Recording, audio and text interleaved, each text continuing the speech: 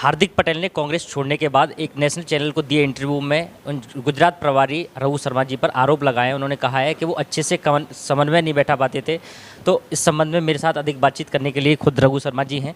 Sir, उन्होंने हार्दिक पटेल ने आरोप लगाए हैं, ऐसी क्या कमी रह रही थी कि आप समन्वय नहीं कर पा रहे थे? किस पे आरोप नहीं लगाए उन्होंने? प्रधानमंत्री पे लगाए, देश के गृह मंत्री पे लगाए, वहाँ की मुख्यमंत्री जो बीजेपी की थी आनंदीबेन पटेल उन पे लगाए, और फिर कांग्रेस छोड़ के जाने वाला था तो राहुल गांधी जी पे लगाए। तो मैं तो छोटा सा कार्यकर्ता हूँ कांग्रेस का, मुझ पे लेकिन आप पर जो आरोप लगाए, आप उन पर क्या कहेंगे? मुझे किसी आरोप का जवाब नहीं देना। होता कौन है वो? जो आदमी निष्ठापूर्वक कांग्रेस में नहीं रह सकता, उसके किसी आरोप में दम नहीं है।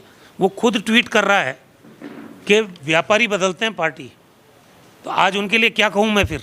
लेकिन उन्होंने राजनीति को व्यापार समझ लिया है। वो ये अमित शाह के लिए उन्होंने ट्वीट किया है कि भाजपा में सही लोगों को सम्मान नहीं दिया जाता, लेकिन जो अमित शाह के पैरों की जूती बनकर रहता है उसको आगे किया जाता है। तो उनकी तो जबान पर नियंत्रण है ही नहीं। जबान पर नियंत्रण नहीं है, लेकिन कुछ भी बोल सकते हैं। नहीं, कुछ किस बात का जवाब दे? नहीं, लेकिन आपने जो प्रेस कॉन्फ्रेंस किया आज, उनके जो आरोप लगाए उन्होंने, उनके जवाब के लिए तो कोई मतलब नहीं, उसका जवाब देने के लिए नहीं बुलाया, उसके चरित्र को उजागर करने के लिए बुलाया कि वो किस चरित्र का आदमी है। हार्दिक पटेल ने ये भी कहा कि आपने उनसे ये कहा था कि राजस्थान में मात्र 10 सीटें ही आ सकती हैं, ऐसी स्थिति कर दी गहलोत साहब ने। इतने बड़े नेता नहीं है। पार्टी छोड़ने के बाद अक्सर ऐसी बातें हर नेता करता है।